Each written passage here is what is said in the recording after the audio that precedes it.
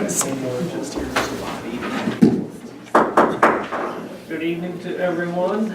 Call the April 16th, 2018 City of Mount Vernon Council meeting to order. The only change to the agenda is item 5 under motions for approval that will be tabled. Otherwise, the agenda is set. Move for that approval, so you can go on here. Second. Scott with the second. All in favor? Aye. Opposed? Motion carries. Next item is communications. Is there anybody that would like to address the council? If so, please step forward. Not all at once.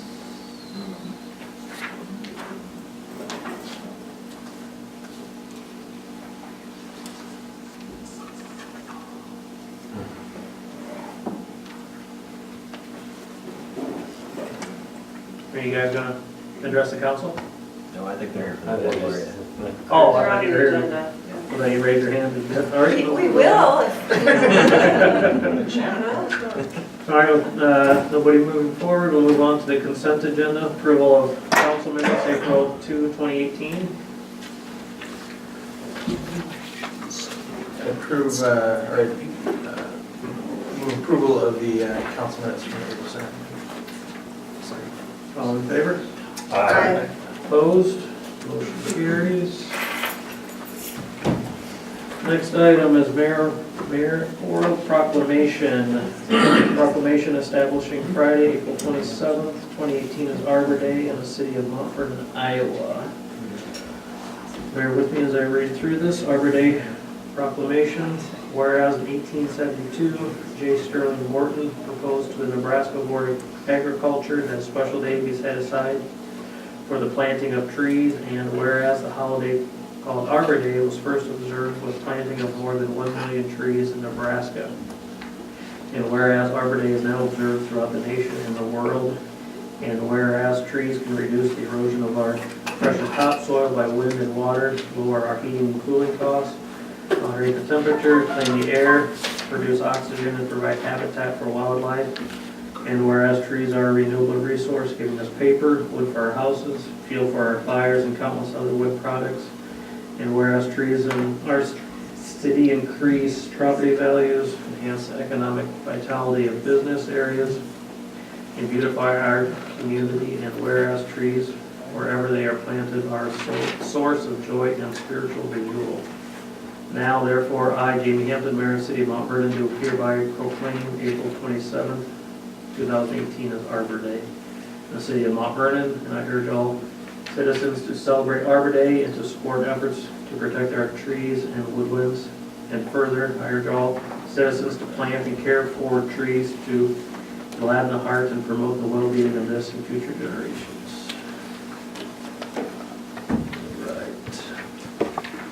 Next item, motions for approval, consideration of claims list. We should have most recent copies. Move approval of the claims is presented. Second. Second, all in favor? Aye. Opposed? Motion carries. Next item, discussion and consideration of City of Mount Vernon Personnel Policy Handbook. Chris? Yes, we met with the Personnel Committee tonight. The policy handbook that you were given in this packet has removed the 3 personal days. It also has left the FMLA language in there. I did send out an email regarding that language from the attorney stating that all public entities are subject to the law, but we are exempt under the requirement. However, because we've had the language in our handbook for a number of years, the existing one, the potential for past practice is there. So at this time, I don't think it would burden our staff to the point that we would remove it or And if I understand the note here, it's not that we're exempt, it's that since we're under 50 employees, it wouldn't apply to the employee itself. Correct. Is that- Okay. Yep. Okay.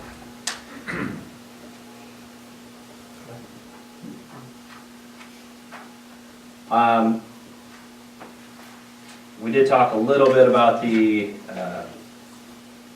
education assistants.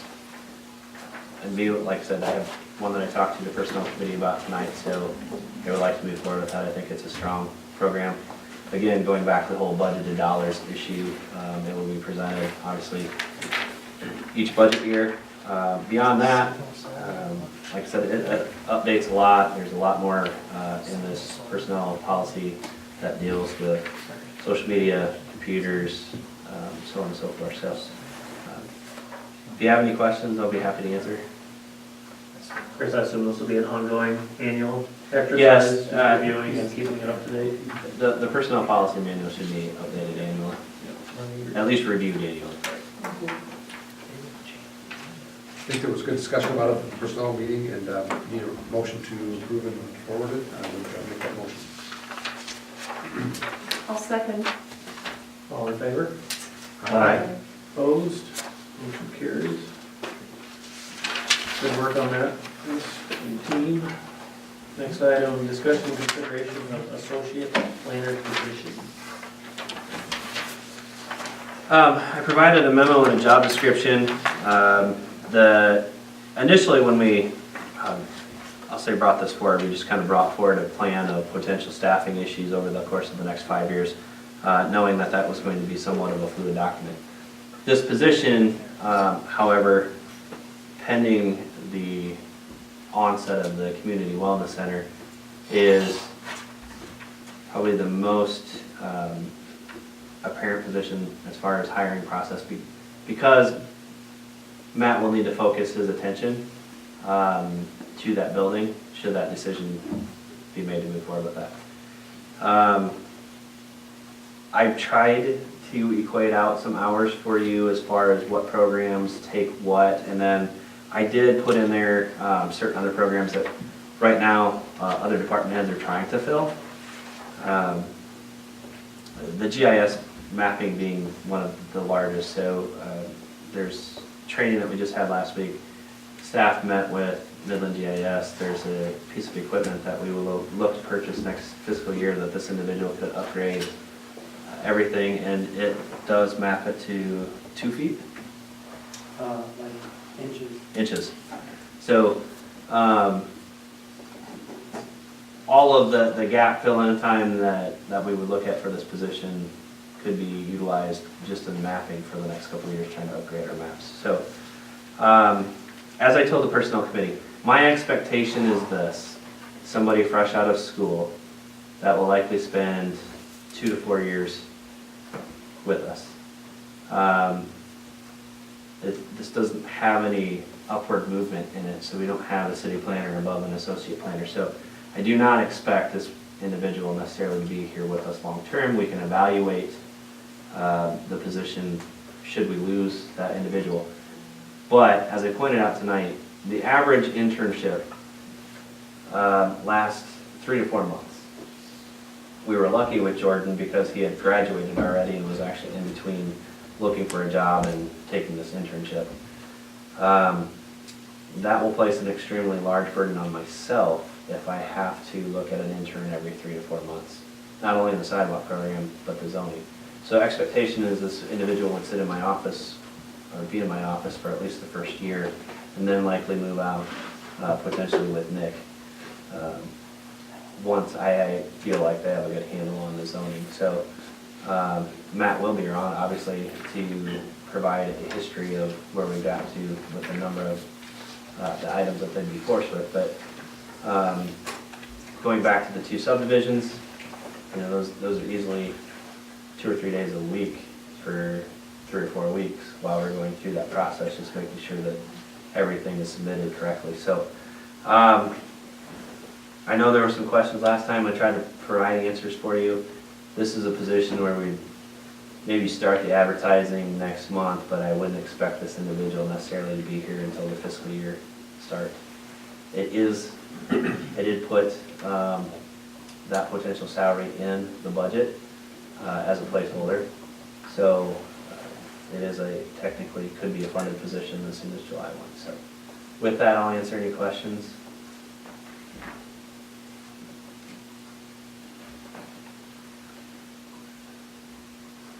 again, we talked about this prior to the council meeting, so I don't know if Scott, Steph, or Eric on the, I feel a lot better seeing the job description.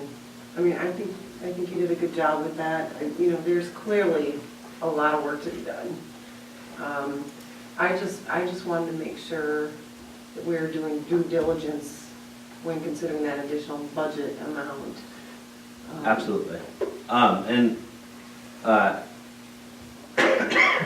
You'll get something like this at each point where we decide or would recommend the hiring of the next person. So for instance, the next position that I see will be, if that facility opens, there will be an assistant Parks and Rec director. You'll see the same thing. You'll see a job description along with a memo kind of outlining what the duties would be or expectations would be. So, you know, we might get lucky, like I said, we might get somebody here, stay here longer than 4 years. Well, But I was just gonna say, I know that you mentioned recent college graduate, but I think you might be surprised, we've got a lot of talent in the community, and there could be someone that fits the job functions that would just be very excited to be in this role, and also I think there might be some benefit of someone that has some experience in the community. if we've so- left the job description open enough Yeah, I think you did. to allow both to happen. Yeah, especially with the training and experience.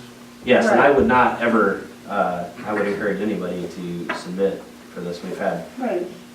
Matt and I have had a number of people step forward, even as the conversation started, Mhm. starting to ask where they can fill out applications, and we haven't even had a job description yet. So, Mhm. And I think Matt's a perfect example, because he didn't really have the background for this, he was handed a book saying, here, go do it. Right. I mean, that's, you know, there's more to it than this, but, I mean, he's done a great job of Mhm. basically no training. Mhm.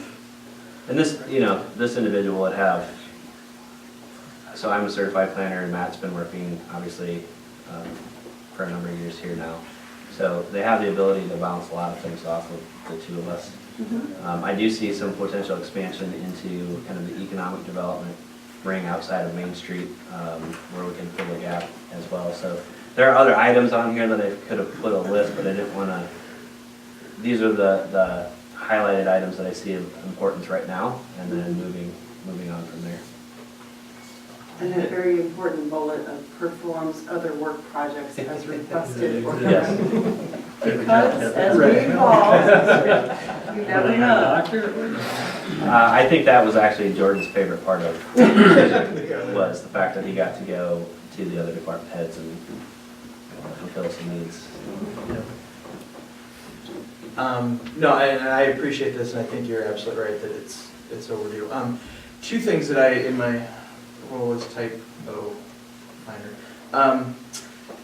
In the third paragraph of your description, the very last sentence, 2 other components of the sidewalk have yet to be considered by the council.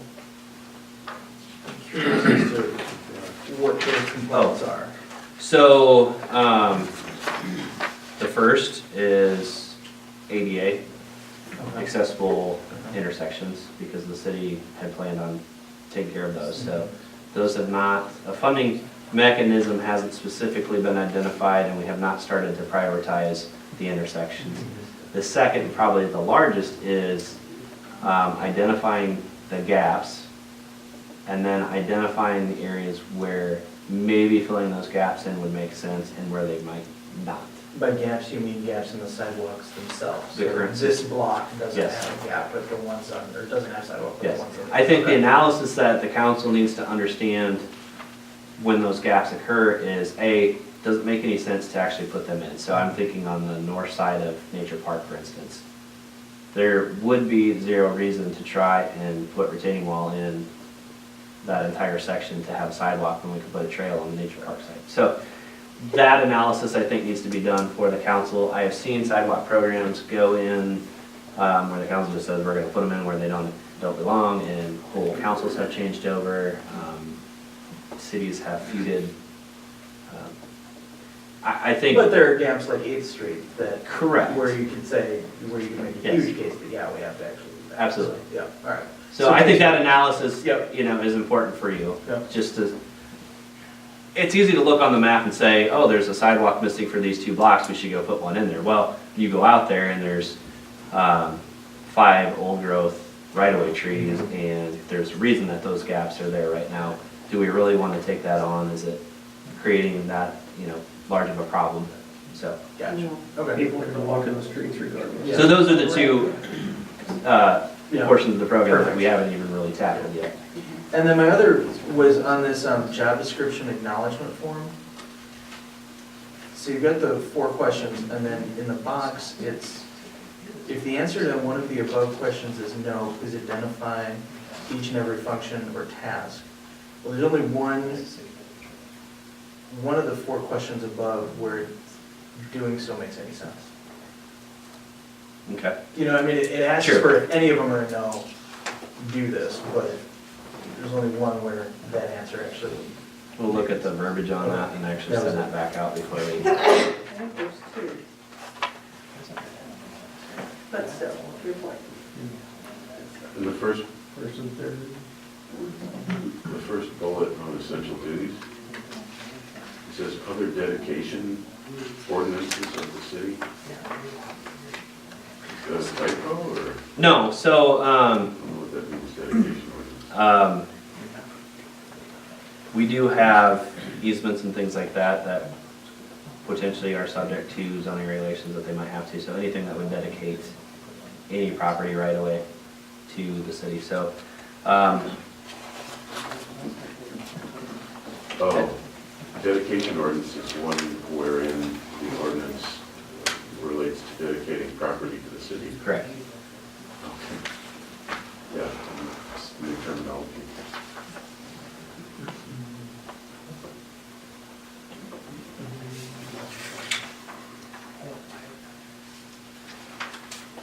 Anybody else have any questions for Chris?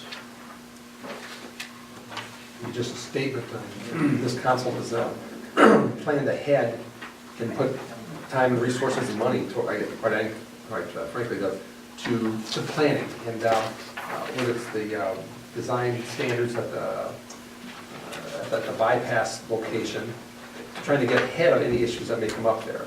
While, you could argue that, Matt Snyder doesn't need to be involved in the Rec Center until we get officially the owner, until we open it. There's value to him being involved with it from the ground up. Bringing in a new person for planning and giving him a notebook like Matt learned, obviously there's precedent for that, but that's obviously not good precedent. So I think the investing in the FTEs, even before there's necessarily an immediate need for them now, plus in the personnel committee, we had a discussion about, we're theoretically trending upward now in population and base and everything else. If we level off at a point 5 years, 10 years from now, there may be a time when we don't need that city planner. Or Matt's got the wellness center so wired down and with volunteers and everything else that he can go back to being part-time building administrator. What? So we're consistent, yeah. You'll pay to have the job back. Yeah. You'll pay us. You're paying me way too much right now. No, I think, So don't organize that facility very well. Keep it, I'm laying all my cards on the keep table. it sort of halfway going.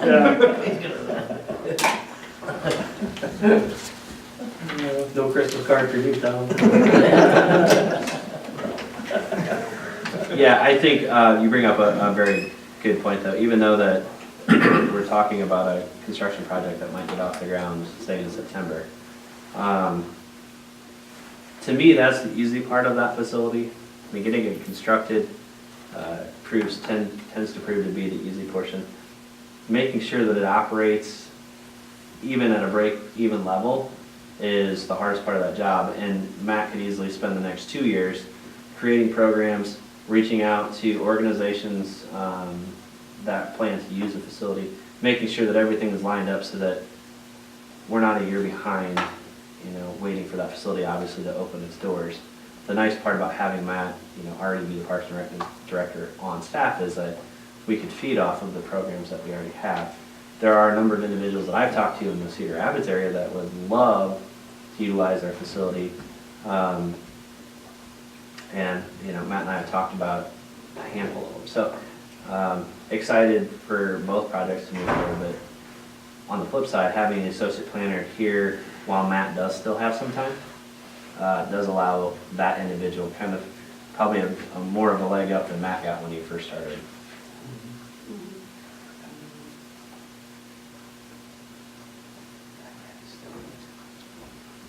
Anybody else have anything? Otherwise, entertain a motion.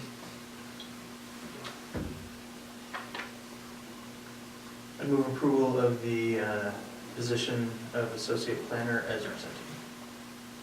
I second. All in favor? Aye. Opposed? Motion carries. Alright, next item, discussion consideration of waiver request for mandatory connection to city sewer and water, Hickory Acres subdivision. Chris? So the applicant, Chad Kelly, is actually in the audience tonight if you have specific questions, but this is the 4-lot subdivision, south of Country Club Drive, that we expected when we approved the subdivision to ask for this waiver. Asking for this waiver and now requires the developer to disclose to each of the lot owners that they'll have to go through this process in order to get their septic and well approved. This process isn't technically over. Once the waivers are approved, they still have to provide construction documents for both of those operations and then have them inspected and provide maintenance logs moving forward. The city services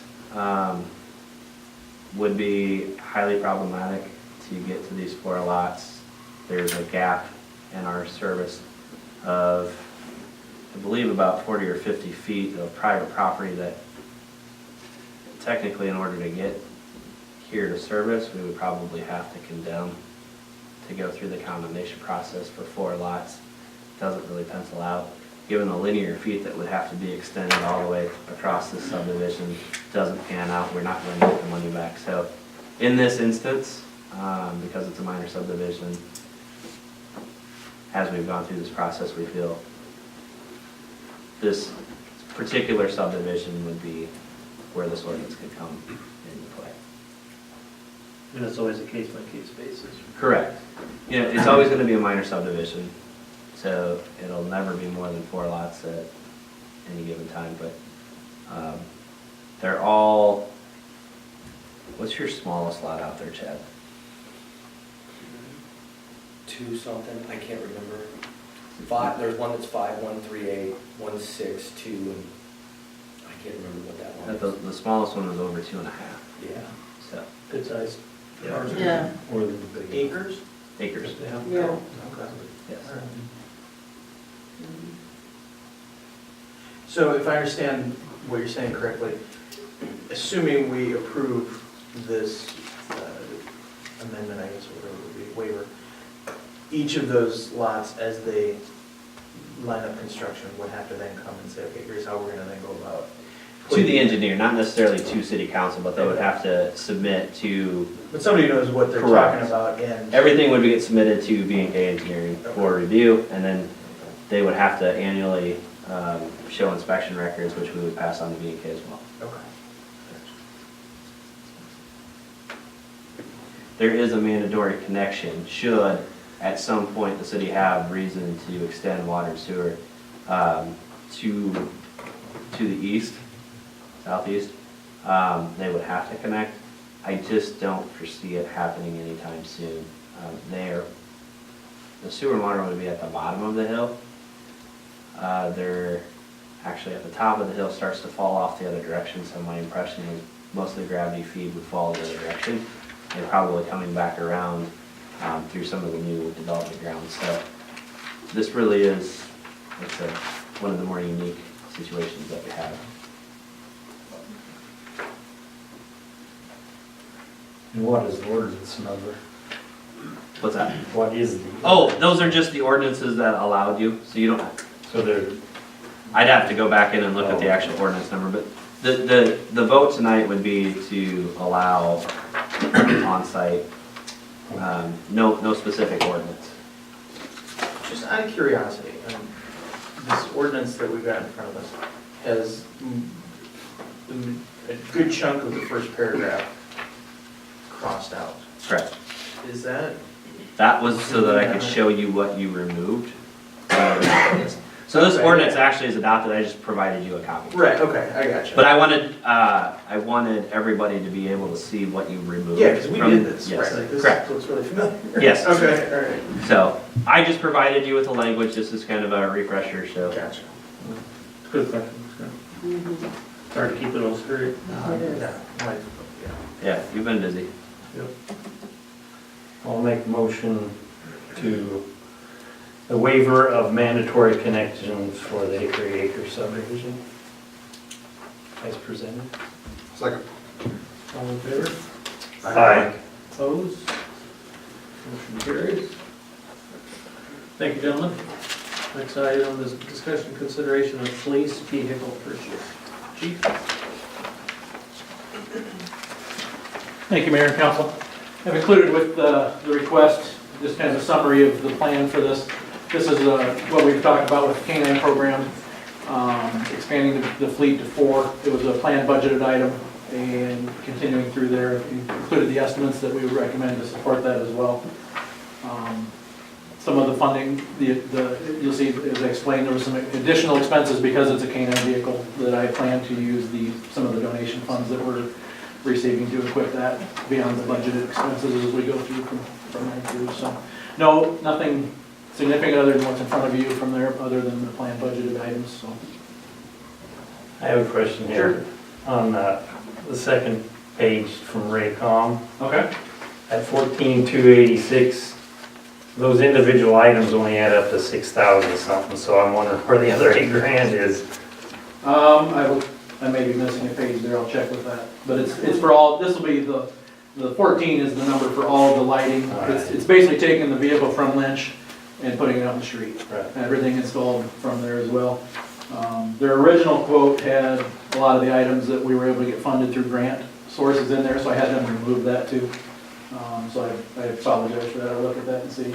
Because I'm looking at like, Yeah, No, this- you're right. The it doesn't even come close, that's why I was The just like, 14.2 is the correct number. Oh, okay. I have confirmed that with them.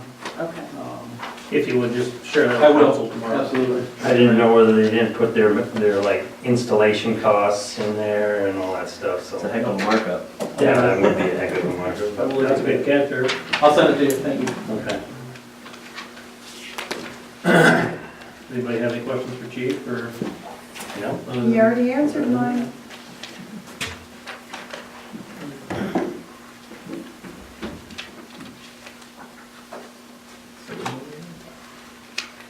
That said, entertain a motion for the police vehicle purchase. I'll make a motion to purchase the police vehicle as described in the following pages, with the exception that we don't have the detail of the other 8 grand that's missing. I'll second. Go ahead. Scott, yes, sir. All in favor? Aye. Opposed? Motion carries. Thank you. Next item, reports. Mount Vernon Fire Department annual report. Chief, Absolutely. if there's anything that you want to highlight, I mean, I don't want you to read through it. No, My line item, council, is Very obviously good. Thank you, Mayor. kind of read through it, but if Yeah, there's anything you want to No, highlight for us? just kind of like the last page there, just kind of get the highlights. Fires were definitely down last year. On the flip side, we did render a bunch of mutual aid to outside departments, so we get to finally return the favor a little bit, so to say, for past help that's been provided to us. The dollar loss for, as far as that being $0 for the year was kind of that was an anomaly, so that was good to see finally. But then I think we were a week into this year already and had a garage fire out Cedar Crestwood, so we started off with good intentions, but, so that is good to see the decrease in that for the community wise, so. And then the ISO rating, having that improved, that I had made mention in the report too, that I'll do it again. Alex with the water department did a ton of work for that to improve that too, so I need to give him props. The infrastructure that was improved and then his testing that went into that helped tremendous amount as well to help lower that. So yeah, that's other than the highlights. I just was going to answer questions if anyone had any. So I was curious that ISO ratings, something I think not a lot of people know about rating fire service capabilities within a city, and and what I've heard is it has some direct bearing on insurance costs. Is this the kind of thing where citizens in Mount Vernon, were they to go back and talk to their insurance people, they might see a change in their rates? Yes, and it's so dynamic from, some insurance companies don't even recognize it, where others kind of weigh it heavily. So I talked to a couple individuals here in Mount Vernon-Lisbon, insurance companies that, and to put a dollar amount, that's what I said, on a single-family dwelling, a $200,000 price range, I think it was like annually like a couple $100 a year in savings, where a commercial property was a little bit more. So yeah, there definitely would be a benefit to community members to go out and approach your insurance company and say, hey, the fire department just improved their ISO rating, we'd like you to look at it, so. Yeah, it seems to me that might be something that the city government should take some pains to communicate to citizens for their potential benefit. An important item for communication. It does provide a little bit of a roadmap too for us in the future on purchases, equipment-wise, things like that. The biggest thing that is tough for volunteer departments is, I think they consider staffing. You have to have I have to take that back. It's 4 volunteers to equal 1 paid member when they go to rate these. So we're at I think our first vehicle out the door, we have to have 16 people on to have credit for it as a professional engine. So it's kind of skewed a little bit that way, but it does give us a good foundation of, hey, this is maybe what we can shoot for in the future. So with some obvious facts there that some of it's going to be unattainable, but the cost benefit, looking at this and going, okay, we may be able to improve things a little bit. Yeah, well, I remember a ladder truck being another part of moving the ice. Yeah, that's one that would probably be attainable for us with, well, once again, too, it's the cost. Looking forward, next 10 years down the road, I think that'll be something to kind of shoot for that would kind of give us that next leap for improvement there. And could allow us to build taller buildings. Yes. 4 is about the highest rating that you can get with a volunteer fire department. I was just gonna ask that question. Marshall? And is that basically due to the staffing you just mentioned? Yeah. That's really what it They is. start, they start factoring in full, paid staff, and then training facilities, there's things like that that are just, they're tough to get. But yeah, that's kind of a good feather to have in our cap. Yeah, absolutely. And if you would pass that along to Alex. Yeah, absolutely. I got a note here now. I had a question on the total as well, and it runs through the whole thing, but the vehicle responses, are these 200 numbers, are those just designations for each of the vehicles? Yes, so, I should clarify, yeah, so those are the unit numbers, so. Okay. So then on the summary total, kind of along Eric's line with the police vehicle, the 215 and 216 totals Yep. don't match up with the January through December numbers. Okay. The 9 and the 4, they're off. So that's kind of why this is in April, but we combine our reporting system and our tracking system all into one system now. So some of this was pulled from New Deerfield Passes. So yeah, it was off. I'm sure that's. I mean, there were months where 216 did more than 4 runs. Yeah. Oh, you know what? I took that off after the last one. I think those were supposed to be. But yeah, they were. It's probably skewed from that. So I would say that unit 215 is one of our oldest vehicles, so that's kind of a reserve size anyway. So the numbers are going to be considerably lower for that piece of equipment. So. Nate, what is a general service call? So that's kind of one we joke about that I didn't want to put on there, but anything from a cat in the tree to helping an elderly individual up there that's on the ground. So we did have 2 cat rescues last year. So put a ladder up and. That's good.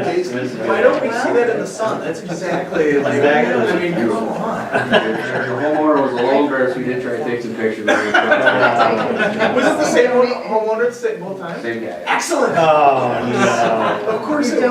donations could go up right here. Yeah. It was, we wanted to respect their That's hilarious. Well, I say third time's a charm on that project. Yeah. Public relations, you know. That's right. So yeah, those types of calls are, we kind of joke about too, is the, you know, if somebody's getting in trouble or arrested, PD's gonna be called, but for everything else, they call the fire department. So that's kind of, we just lump everything. I just wanted to, I didn't, everything else is pretty self-explanatory, so I just thought. That's funny. Maybe a canine can get that cat down. Probably put the cat up there. We see that number jump. I was making fun of That's funny. that. Yeah. Any other questions for Chief? We have a new engine this year. We're gonna get a new engine this year, I believe. Not in this, I don't think it was included in this year's budget, it'll be 2019. 2019. I think So- we'll be looking at, I think it was kind of, after talking to Chris, we're getting really close with working on an agreement with the rural trustees, so I think once that's figured out, it might be a little bit more easier, so Okay. that'll be looking down the road next year. I think, this year we had included a fill station for our new SCBA bottles, so what we have now is at the end of its service life, its capacity isn't keeping up with what we need. So is it the 215, or which one, which So- engine's getting replaced? next 215 year? might be our oldest vehicle, but the 214 is kind of our rescue engine, and it is. Is the one that's had all Yeah. the work on it? It's the one, unfortunately, so that's the one we're looking at replacing next with something that's a little bit more viable.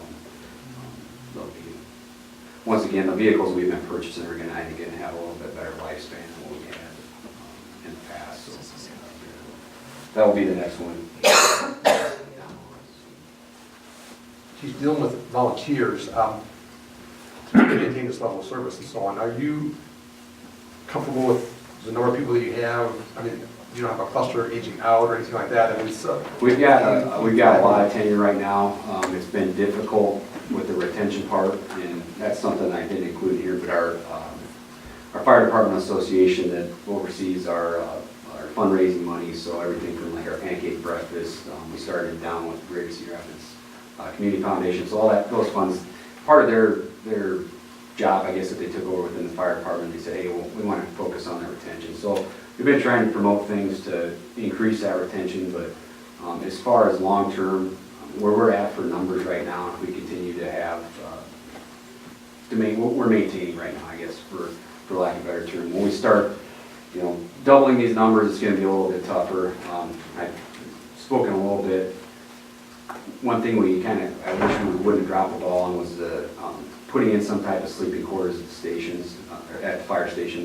There's a benefit there for outside individuals that want to volunteer in outlying communities that come out and they have somewhere to spend a 24-hour shift or be able to come out and volunteer in overnight rotations. So that was one thing we've kind of been talking about or looking at is ways we can improve that. But as far as down the road, I think there's other options of paid on-call members, but that's something I think that once we reach that 500 to 600 calls a year, that kind of starts tiptoeing the line of we have to make some decisions or kind of look and see where we're at, where we're going. So it is tough though. I mean, we've got members that are probably making half the calls right now in the community, and we definitely try to recognize that for that. So it is a strain and it is tough, the amount of calls that go on, and then time of day too affects that a lot.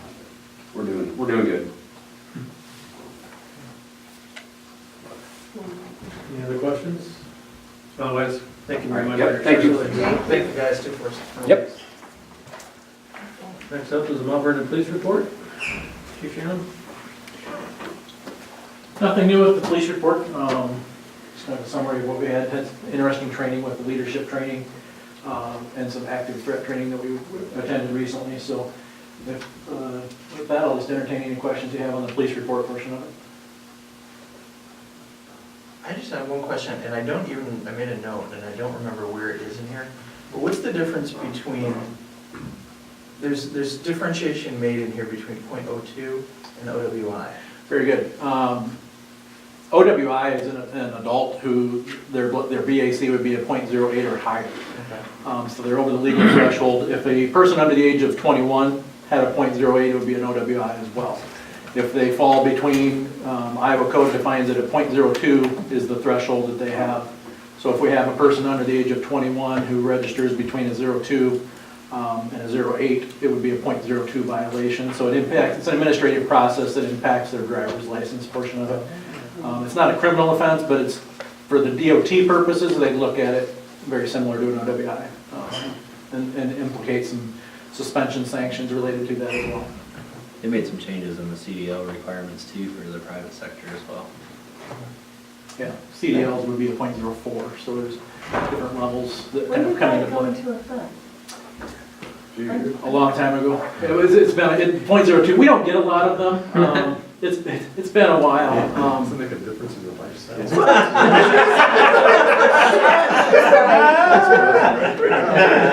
What are you thinking, back here? It's been over 10 years. I'd have to look back and see exactly when, but it's been over 10 years. We used to have a machine here. When the law first came out, we actually got a machine from the state and we could test them here locally. Just because college community, we had more of them as it goes, and just since I think the campaign with that and the awareness and everything else, we get a couple a year now that we encounter, and that's about it. So they took our machine because we don't do enough of them. So now we have to go take them down to the jail, do the process there, but then release them back to somebody to take care of them. Thanks, I was just curious. Oh, you That would bet. be a good deterrent. Down there. It is, they get to see a little bit of everything. Yeah. Yes? I'm curious about progress on the working with the DOT to look at the roundabout signage or other improvements. Where's that? The last Thursday, Yes. when it was nice out, before the snow came, they had a drone flying over Highway 1 and 30 for a while, shooting some video. I did not meet with them that day. They were gonna give me a call. Yeah. I never did get a call from them to see how that went. They did the drone footage, they pulled the accident data. We have not had a meeting with them, whereas they put anything together, but I would expect here in the next month and a half that we should have some of the initial data put together, some initial recommendations. So the ball is squarely in their court. Yes. And they're taking their DOT time. They're working, and they indicated they want to come down and meet with me out there at the intersection at some point too. So if you have questions or concerns that you want me to share with them, send that to me as well, but I think you're aware of my concerns. Watch it for 2 minutes and then. He's got the reports too, so I know they're actively on it as it goes. Okay, appreciate it. You bet. Anything else? Otherwise, Chief, we'll move on to your annual report. Thank you. The annual report, took me a little while to get through it this time. You'll see a little bit of fluctuations in some of the numbers. Nothing shocking, I guess, from my standpoint. Numbers are similar to where patterns we've seen over the past 5 years. I really tried to give you a 5-year trend. You'll see some minor fluctuations here and there, but I would also remind you that we were down an officer for 6 months of the year as well. So while our calls for service were just a little bit lower, that's probably articulated by being down an officer for 6 months as well. Big thing that kind of turned financial aspect, credit card fraud was our number one problem this year. As we I've updated with council before with the monthly reportings that we were encountering. We experienced over $200,000 in loss in credit card fraud. I have a question on that point. So is that when a card is used fraudulently in a business in town? Or is that That can be somebody who anywhere. lives here has their card stolen and it's an online thing? It can be any of that. Either of those? Yeah. so- Which is it more of? A business taking a bad card in town? We had a little mix, we probably had a mix, the financial aspect is being more of the scam. I mean, if you're talking about dollar figure wise, online scams being, the annoying phone calls or different things like that we're getting, we're seeing some of that. Locally, we had a significant impact, I shouldn't say significant, I mean, it was to the businesses that had to deal with it, it was significant from there, but with the credit card frauds that we had locally, probably half local compared to what's out there. I mean, just off the top of my head, guessing from that without digging into them specifically. And other than that, like I said, everything else, a lot of the other crime rates, burglaries are down. I always knock on wood on that because it just takes usually one event and then they're back up as far as where they go. And that, we kind of see roller coaster stuff with that as well. A lot of times if somebody gets caught breaking into places over and over and over, and they get locked up for a while, then they kind of go down, and then when they get out, they kind of come back up. Some of that kind of goes too, so. With that, everything else is pretty much in there, nothing really to highlight. I'll answer any questions you may have. Thank you. Thank you very much. Thanks. Thank you. Next item, Vernon Public Works Report. Nick, anything for the council, sir? Nothing to add, unless there's questions. Anybody have any questions for Nick? I did have one quick question. This is just not even related to the report itself, but over the winter, do we periodically plow our the parking lots in town?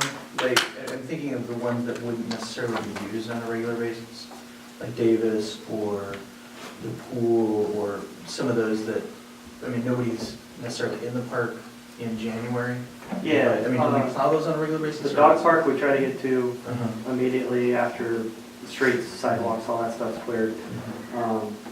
Swimming pool, Elliott Park, the ones that are used less, Bryant Park. As we're looking for something to do, then we'll head out there and hit those. Sometimes they melt, sometimes we get them cleared off. That's where kids do donuts, so they don't like them to be. Well, Public Works is not fun haters, so. Chief maybe. See how you are? You had to go explicit on it, didn't you? Really pointed out. Thank you. Department's all about fun. Thanks, Nick. Matthew, Mount Vernon Parks and Rec Report, anything to highlight to the council? Shock the walk. Coming up. It'll be a good weather. You ready? It'll probably be snowing, but. Probably snowing, it'll be our first, but that's okay, we're ready for it. No, nothing to add, sir. Anybody have any questions for Matthew? Thanks, Matt. Thank you. Next item is the poet laureate. So at the last meeting, the council asked staff to kind of look into what would be involved in this position. So I've given you some samples. Obviously, there aren't any in Iowa, but I could find. So these examples are kind of all over the country, but the question that I truly have for the council is how specific would you like the poet laureate position to be? So I gave you a couple of examples where they created the position by ordinance. It's still somewhat of a figurehead type position, but it's actually in your ordinance. So when you create a position, it will have to be filled. Or eliminated by ordinance. Correct. Okay. Otherwise, there's you can establish one by resolution, you can establish one by simple vote, with some general rules. But if your feeling is that this position should be something that is filled with the rest of our boards and commissions, the ordinance from Gloucester I saw that. is probably the most apt to something that we would maybe look at here. The conditions of which I would just work with Steve Maravets and the Martin Arts Council on making sure that these are enough conditions or they would like more, or, from that perspective. But, What's your recommendation? I guess it depends to me on whether or not you consider this position in the same breath as like a planning commission or zoning board of adjustment. Then I would establish it by ordinance. If it's more just kind of a figurehead to say that we have one, then you can do it by resolution. I think it probably gives itself a little bit more merit as far as the importance goes if you do it by ordinance. And it definitely would kind of hold the council moving forward. It'd be more difficult, obviously, to change the rules for appointing one moving forward if it was by ordinance as well. More difficult, but certainly not. No, not impossible. Yeah. It's just That's what I'm 90 days versus, That's the ordinance, please. Exactly. I like the idea of establishing it pursue these recommendations before and relative to the funding that we had talked about through the Arts Council. But I do like the gravity that an ordinance lends it. It feels like the way we would do that. It feels often to do it that I way. think so too. And I agree, the one that you pointed out, the Gloucester one, seemed to be a pretty good guideline. You know, along with what the Arts Council presented to us, seemed to be pretty well thought out. And putting what they had in line with that ordinance seems like it could be done pretty easily, without a whole lot of. I just have to figure out what, my assumption would be we would be amending the city council ordinance to include this verbiage with the rest of your appointments. Be a new segment or new section. Makes sense. Mhm. Please, if you have something, you name and address, please. Well, I'm Marie DeVries, and I'm on the Mount Vernon Area Arts Council. Along with Chris Goodwin, we're here to support this idea as well as answer any questions. I will have a recommendation, and I would say do it by resolution to start with. And then we'll see, because this is a whole new project for the Arts Council and for the city, we're proposing that it be a 2 to 3 year position, and we'll see how it goes. And then you can always go with an ordinance later if you want to make it a more permanent part of the program. That's good feedback. Yeah, Yeah, So- it makes I think sense. that's a good point. Yeah. And also, if you do it by resolution, I think you can do it pretty quickly, and as you just said, it's a 3-month process to do it by ordinance. And if we wanted to move on this a little more quickly, that would help that along. So, No, it's good feedback. And I like the thought process of, one of the milestones was the Memorial Day Parade, obviously, or the event, Right. And obviously that wouldn't be this year, but it allows a full year before that. right. I don't, it's gonna take some time to figure out who this is gonna be, but I think that is a reasonable timeline to get it underway. Absolutely, yeah. So, if the resolution is the way, then it would be on the next agenda. Pending that the details of the appointment Mhm. are agreed to. Mhm. For your question, are you getting any interest in it now that's been out there a couple of months? Well, talking about the position? we haven't put out, any information publicly, but I know Steve, who is providing the leadership on this project, has talked to Glenn Freeman and Amy White and asked them if they would be willing to serve on a committee. And then they would help select this person and review whatever resumes come in. But they haven't, without the city's official, as an official partner, we obviously aren't going to go forward with it until that's in place. And so they haven't advertised it or promoted it anywhere. But, yeah. Anybody else have any questions? Chris, you have what you need? I was just gonna, Oh, sure. I'm not sure if everybody has one of these. This is our latest brochure, and there might be some upstairs, but I just want to make sure everybody has one from the Mount Vernon Area Arts Council. Thank you. So, yeah. Thank you. What's the next mural you guys are gonna do? Actually, we have awarded a grant to Zoe's. Zoe. Oh, yeah, okay. Yeah. Diana? Diana Crowley, right. And she's planning on putting a mural on the side of her building this summer. So we're hoping I that. assume with the height, kids won't be doing that one. I'm not sure how it's gonna go. So, do you want to add to that? I'm just curious, the picture right on the front just reminded me of. Yeah, I think it'll just be Strider, Okay. solo. Oh, sure. He's Yeah. gonna do a sign above, that Matt is aware of, above her door, and then the graphic On the mural. side, cool. Excellent. Nice. It's a possible wellness site, Oh, retaining yeah. wall that we talked about as well. What's that We dictionary? got a lot of weight. Not to mention. Just throwing it out. Excellent. Thank you very much. Thanks. Right, moving on to reports. New council committee. Anything to share?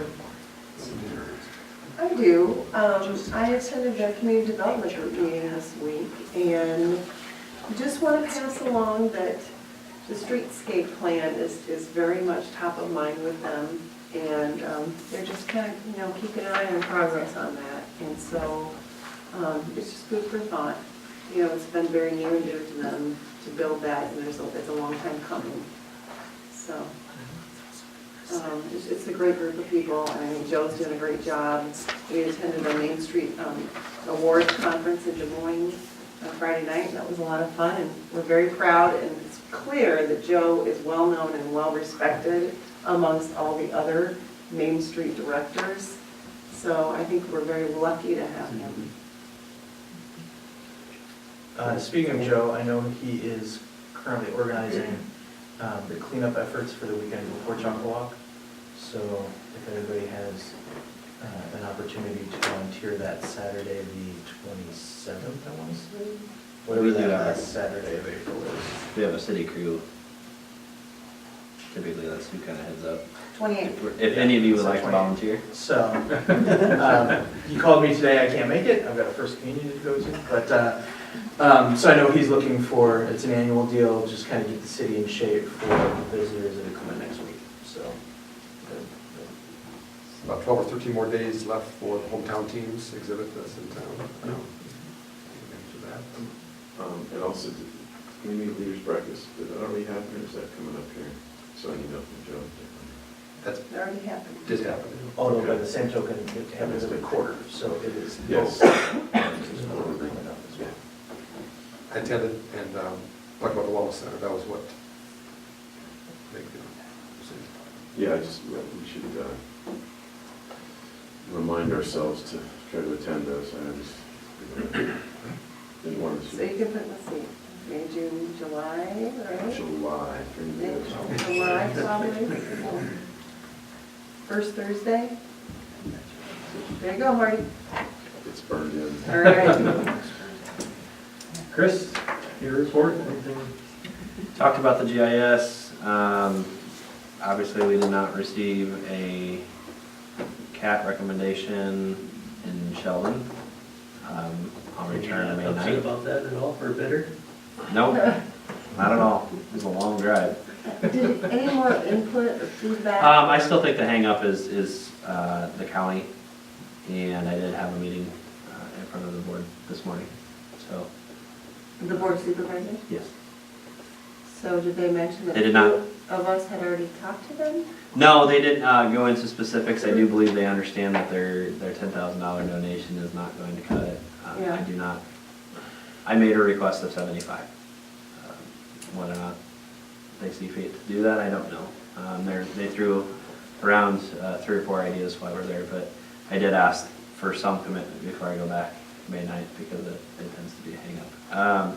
I'm glad you asked because I talked to 2 of them personally in the last week and a half or so to tell them that to expect the request. Yeah,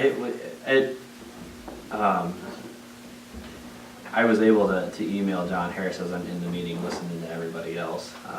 And it was a frustrating meeting, not just for Mount Vernon, but it was a frustrating meeting for other entities that were there that had made the trip. So the group that went after me expressed their opinions better than I could have, so I let them do it. We do have, we are awaiting potential Hall Prime Foundation asking on, I believe, April 23rd. Fundraising efforts have been incredible. That group has raised locally over, I believe, over $150,000 in a month.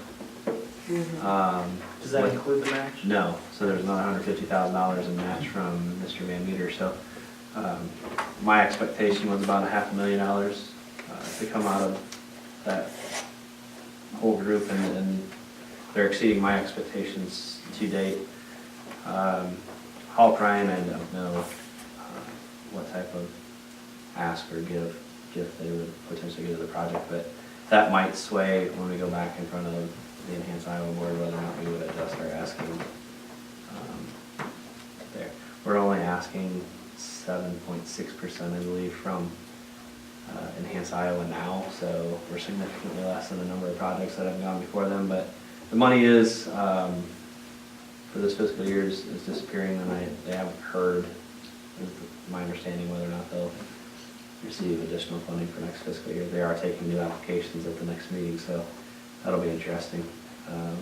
But, you know, we'll go to the May 9th meeting and hope for the best, and hopefully we'll have an answer from the county, but I think that's the largest setback that we've got right now. I just wish they would have told me that before I drove 5 hours to get there. So. So Enhanced Iowa never gave you a number that they wanted out of the county? No, and that was, like I said, the conversation from the group behind me was exactly that. They've been coming, I think, in front of that board for a few months now, and Can you glean any insight from what they have awarded the last 2 months? 2 months ago, everybody got a 100% award. Weren't there like 3? yes, they were all smaller. But they got 100%. They did, what they're asking. So my math, we've asked for 600,000, there's only 574 left. Just my rough math as I'm calculating this. So, I question, the conspiracy theorist in myself questions their apprehension, because we've got a larger ask and it would take the remaining pool of funding. But as far as the merits of our application go, with the exception, like I said, of the Lynn County pledge, I feel like we're on extremely solid footing. So we'll see. It got to a point where they just didn't make a recommendation. So none of the 3 members of the 6 that were present made a motion. And the unfortunate part, fortunate, unfortunate, I believe there's 6 new members that will be there next month. So we'll see how it goes. Yeah. Starting over. It could be. I'm assuming there's enough carryover. I believe in Enhanced Iowa is 11 members total. So there's enough carryover that I don't think we'll have to necessarily So start there from were only scratch. 3 of 11? So no, there were 6 of the 11 that were at the meeting. Okay. They have, so they go into Enhanced Iowa, then they break into the CAT committee during that meeting. So the CAT committee is only 5 or 6 people. So Or the 11 total. yeah. Okay. So it's an intriguing process. There are 2 agendas every time that you go, one for Enhanced Iowa and then one for the CAT committee. So, but we didn't get denied. There was one group that did. So our application is still viable. I think the project is still viable in their mind. It's just how do we get there? The local fundraising committee has a meeting on Wednesday night this week. Continuing the process. We'll pass along to them kudos for their efforts. Yeah, that group has been incredible. Amazing. Shows the support that the project truly has. Between the donations and the match today, we had a $20,000 day today. It's, Maggie Willems and the volleyball girls, they had a little fundraiser themselves, and just whether or not it's $100 with Dave Van Meter's match, every little bit counts. And we have until July 4th. Well, what's great about that is those kids are even invested. Yeah, they're excited about It it. gives them something to look forward to as as it moves forward. My biggest fear with the project is, with the support that we're seeing, is giving Matt oxygen trying to schedule everything in the facility, so. It'd be a great problem. Yeah. Yes. If anybody needs pledge cards, I can line them up with them. Talk to any group. That's all. Chris, anything else? Anybody else have anything for Chris? I had one quick question. You can't mention Mike Dickey in here and not. Oh, So, yeah. what is Mom's business and what are you talking about? So, as I discussed with the mayor, I've seen this one other time in my career, and it was another actual famous football player that has a business, and they're both out of Florida. My expectation is that if we're picked to be part of the Modern Business, there is an application fee that goes with this. What is it? Is it a grant? It's basically a video that they promote to your community, to the business industry. I mean, it's legitimate. I mean, it is legitimate, but the application fee, if I remember correctly, is somewhere in the neighborhood of a couple $1,000s. So you have to really decide whether or not it's worth going through the application. So the mayor and I have met with the producer of basically the video. That didn't meet. We had a conference call. And then they ask you a bunch of questions, decide whether or not your community warrants going further, and we haven't heard on that, but yeah, it's the second famous football player who has a business like this that I've heard in the last 5 years. I'm guessing his name is just kind of added to it. Well, yeah. You can go to the Modern Business website, and he does do a tutorial. Yeah. Kind of walking me through what their business model is. But it's advertising for the most part. Gotcha. Rick was some loaded equipment out at Stonebrook. There's 4, 5, 6 pieces of equipment out there. I did forget. So, what is their company name? ABBA or something, or, no. Boomerang. Boomerang. There was a notice that went out to members in Stonebrook that was somewhat misleading as far as they made point that they're not responsible for damage to dog fences, so on and so forth. There's another notice going out that further explains what they're referring to. So if you have an invisible fence that's in a right of way and they go to, that does not get located, technically Boomerang's not responsible if you got it outside the right of way. So they didn't really go through a full The phrasing explanation. was pretty poor in the We did notice. receive a couple of phone calls from concerned property owners. There are some that back up to that farm area that probably encroach a little bit, so they want to be careful as well. So just be aware of where your property lines are and that they will be working on that area moving forward. So. Anything else? No further business, meeting stays adjourned.